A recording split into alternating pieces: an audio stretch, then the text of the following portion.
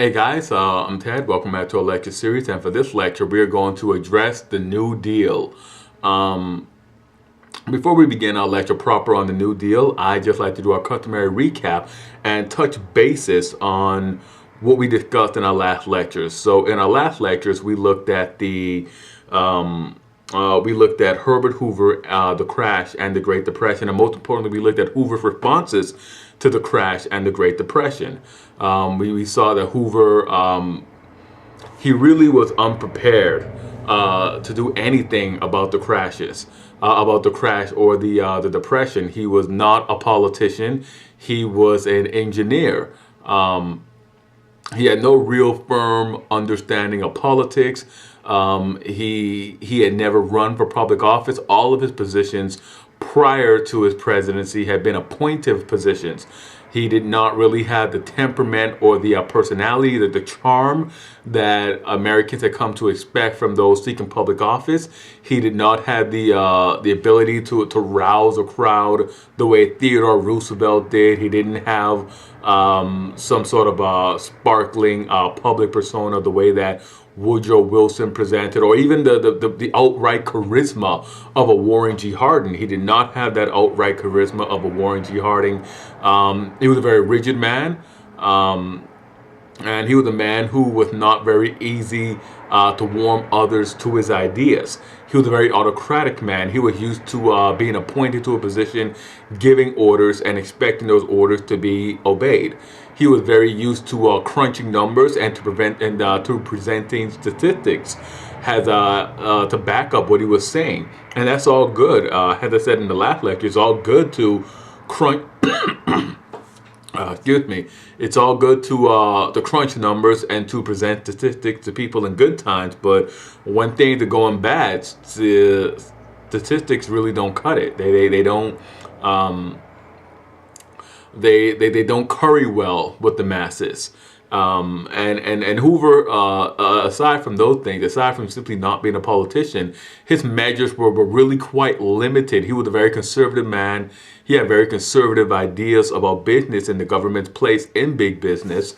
So he didn't really go outside of the box in that regard.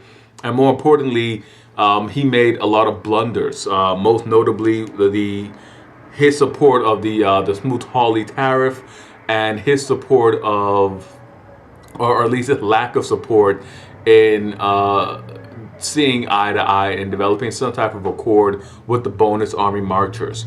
His very high-handed dealing with them added to his sort of lackluster reputation and a sort of tarnishing of his reputation. Both of those events, the Smoot-Hawley Tariff Act, his inability as the president, the short-sightedness of his economic programs, and the response to the bonus army sort of precipitated his fall in the 1932 election. And that's what we will turn to right now, the 1932 election. This election saw a new era inaugurated, and Franklin Roosevelt really serves as the overarching figure in this new era. This period was marked by Roosevelt's bold experiments to combat the economic depression then gripping the nation, with the most exciting time being the first 100 days of his first administration. And Roosevelt's first 100 days in office was revolutionary. It was so revolutionary that the first 100 days of all subsequent presidents have gained prominence and served as a portent of things to come. Now, Roosevelt's presidency is also noted for this concentrated efforts to prevent cutthroat business practices. His creation of relief and regulatory agencies, which marked a watershed moment in United States history, has the states lost more power to the federal government. Now, many of Roosevelt's early release efforts were overturned by the Supreme Court in 1935 and in 1936. These programs added to the luster of Roosevelt's appeal, given the then unemployment and the economic stagnation in the Republic. Roosevelt's attempts his attempts to do anything simply added to his appeal. Now Roosevelt made a number of enemies, and really he sought to implement his New Deal, a play on his cousin's Theodore Roosevelt's Square Deal.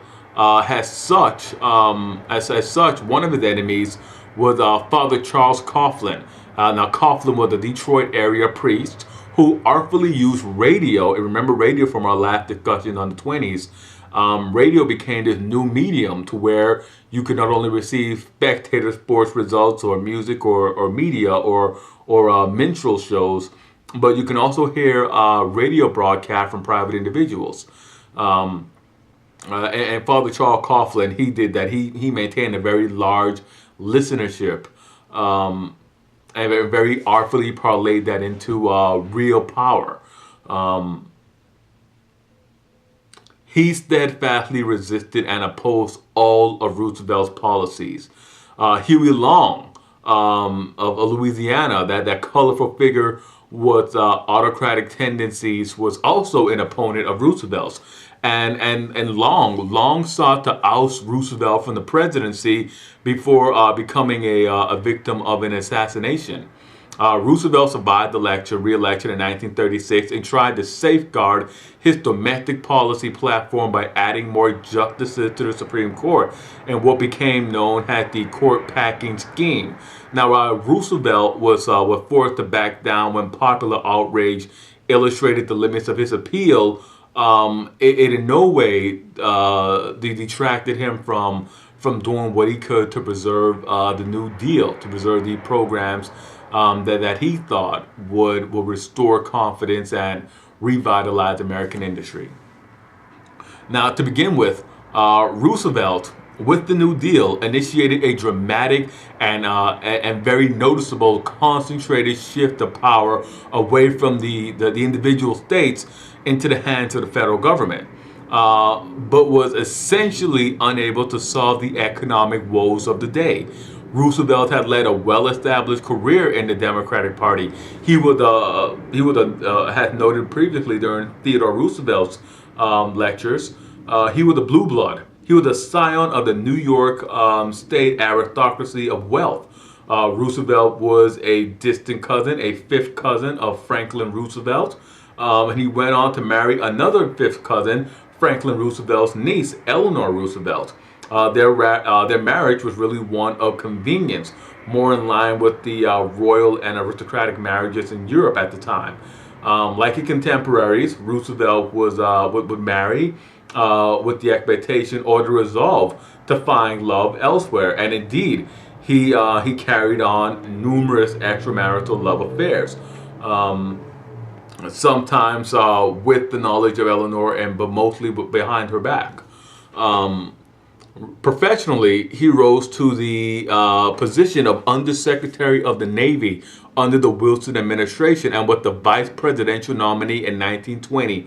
His future looked bright, but he was suddenly stricken with polio, which before the 1950s was a terrifying and highly contagious and highly common disease. It was really, really common, really contagious.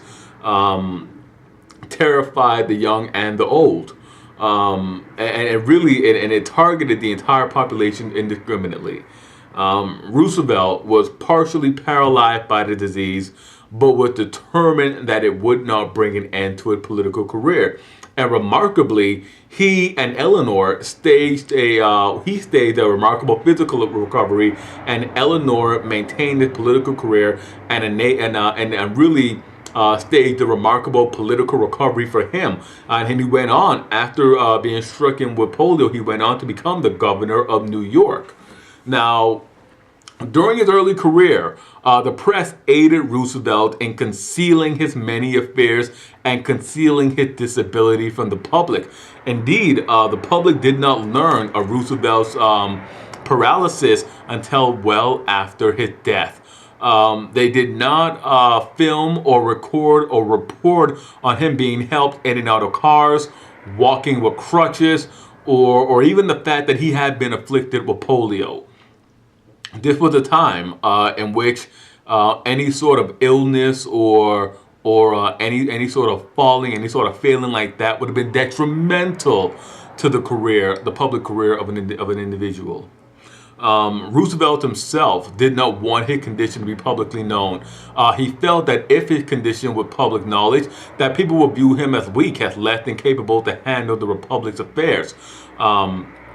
Roosevelt, for his part, believed that by having been afflicted with polio, it made him a better politician because he was more patient and more shrewd. So that's a very shrewd look at overcoming a physical ailment.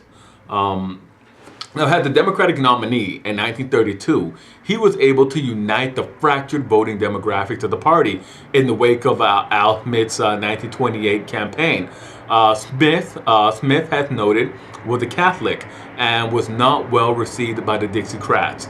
The Democratic Party voter base in the 1930s was made up of Dixiecrats from the former slave states and ethnic working class, basically second or third generation immigrants of these cities like New York and Chicago. Roosevelt was able to unite these voting blocs, though he himself was from a completely different background than either of them. Roosevelt was an expert at relating to the struggles of other peoples.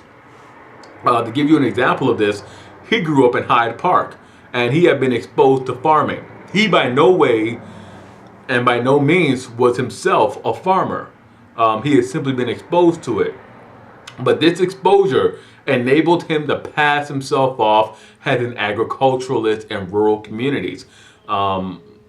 Roosevelt's previous political career did not hint at the revolutionary policies of his New Deal, nor did his campaign lead voters to believe that a drastic change was coming in any sort of way. One reason for the radical departure is that by 1933, the United States was really in dire straits.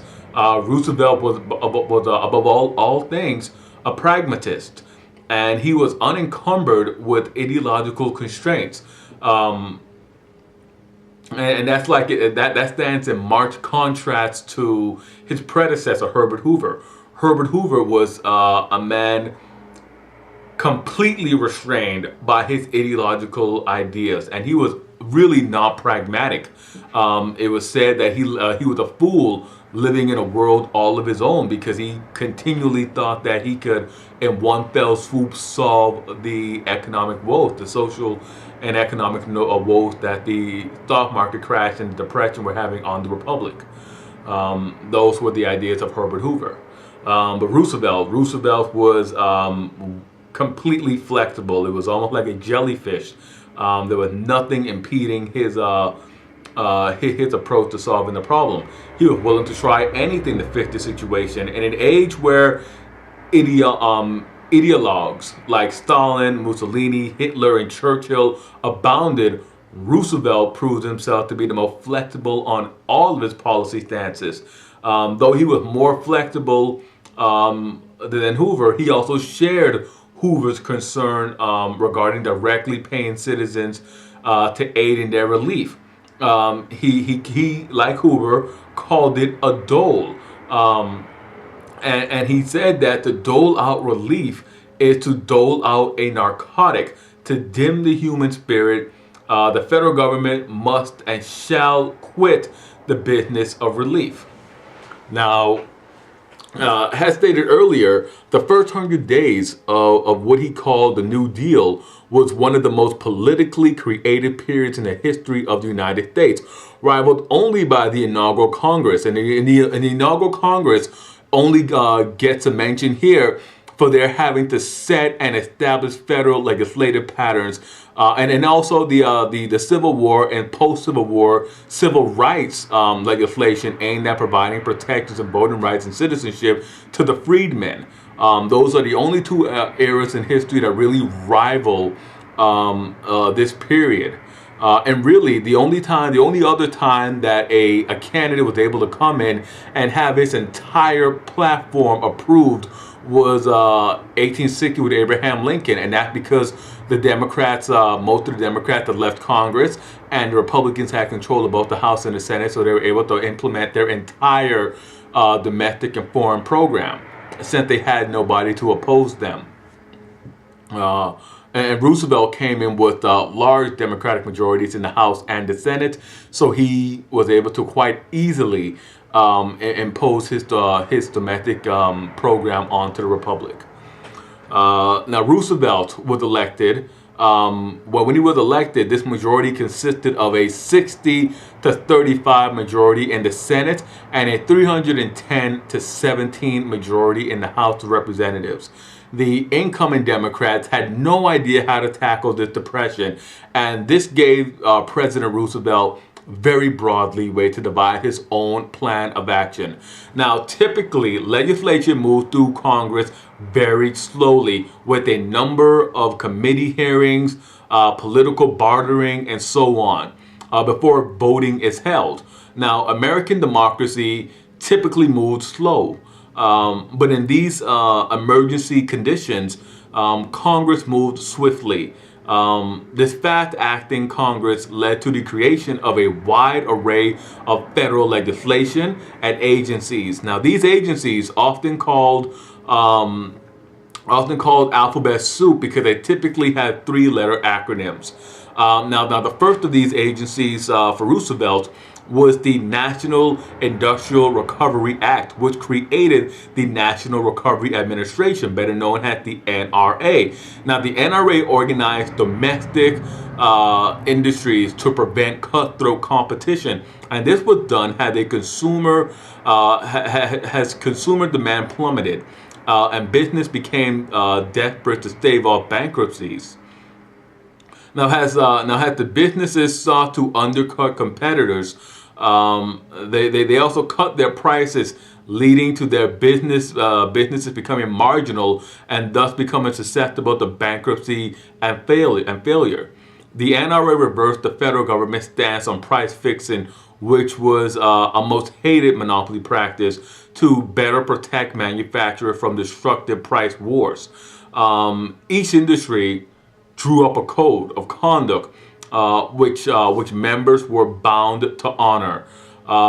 Businesses complying with the NRA scheme displayed the Blue Eagle logo, and the NRA had the effect of legitimating workers' unions, protecting their right to seek higher wages through collective bargaining. Now, the PWA, the Public Works Administration, which was federally funded and was created to undertake public works, and these works were literally just any sort of work project in the public interest. Now, the Chicago subway system was a PWA work. The Blue Ridge Drive was another. Now, the rationale behind the PWA was to use public funds to put men to work on big building projects to prime the pump. That is, give these men some economic purchasing power and enable the economy to spark itself. The Civilian Conservation Corps, the CCC, which eventually hired 3 million men, largely performed the function of the Public Works Administration, and they hired men out to hit the trails and really just construct many of those natural trails. National trails in state parks and other trails such as the Appalachian Trail were constructed by the CCC. The agricultural soil conservation districts, these were also areas where the CCC had a major impact. And the young men who went out to work in these camps were put under strict military-like discipline. They were paid a monthly wage of $30 a month, 25 of which will be sent directly back to their families. And that was done so that the men could have a little bit of walking around money, but mainly so that the families would be supported. Remember, this is a very conscious effort to stem the hurt.